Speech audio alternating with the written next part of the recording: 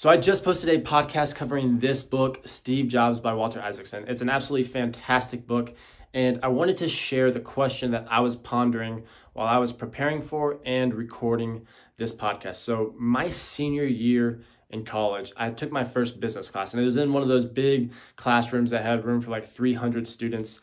And the teacher kicked off the class by stating that Steve Jobs was a bad manager and a bad leader.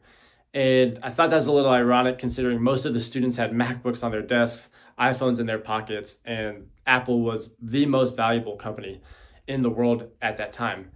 And as you read the book, you'll find a whole lot of examples of bad leadership practices and bad management practices from Steve Jobs. He took credit for other people's ideas. He was extremely harsh on people. He would show up late for meetings. There was plenty of things that you can say made him a bad manager and a bad leader.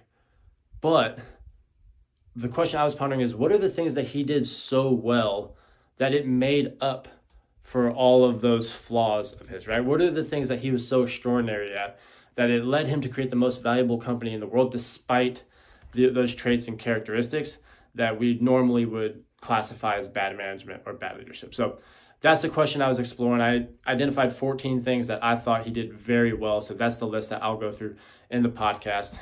So like I said last time, if you enjoy this stuff, don't hesitate to hit me up and chat about it because I love chatting about this stuff. So with that, I think that's all I've got for today.